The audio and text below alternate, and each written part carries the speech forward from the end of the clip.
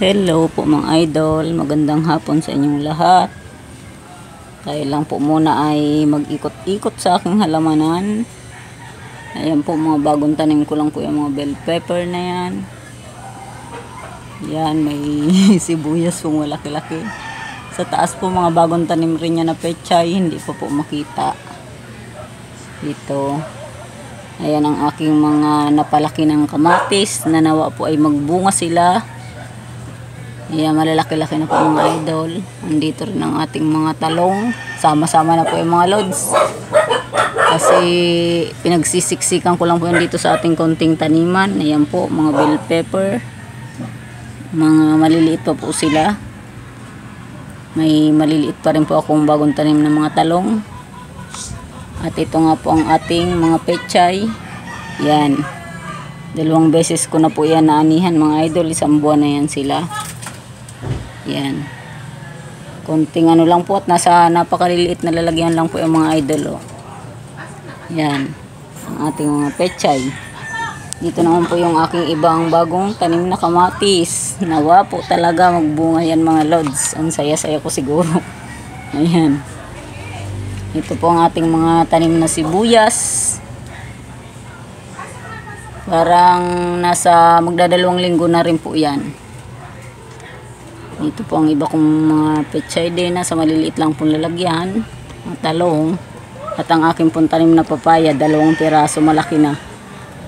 Na sana po ay magbunga rin. Ito po ang aking mga bagong tanim pechay rin po nasa dulo, maliliit pa.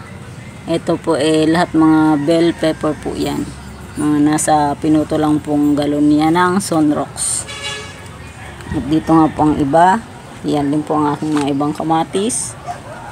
Ito po ang aking ibang pechay, maliliit pa. Yan, bagong tanim po.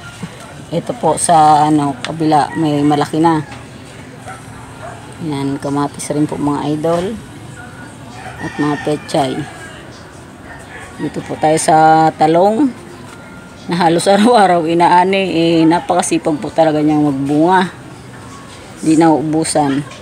Ito po parang malapit ng magbunga ang kamatis na ito mga idol. Malapit niya mamulaklak. At sana nga po yung mga butterfly na nagliliparan hindi umalis dito sa aking garden para mamulaklak po ang aking mga halaman. Ito po, hindi ko lang po pinapagapang ang aking alugbati. Pero ilang beses ko na pong naanihan yan mga lods. Yan lang po mga nasa bote-bote lang po yung mga idol.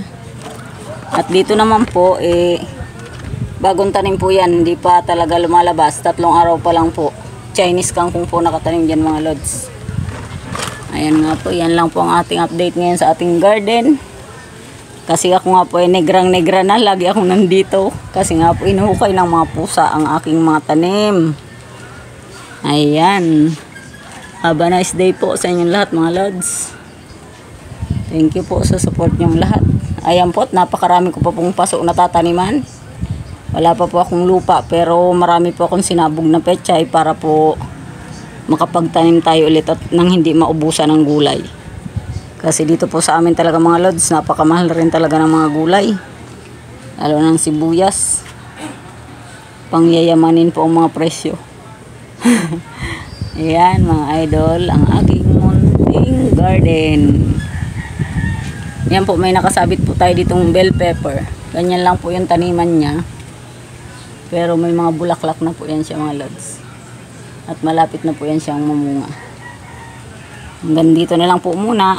Magandang araw po sa inyong lahat. God bless us all.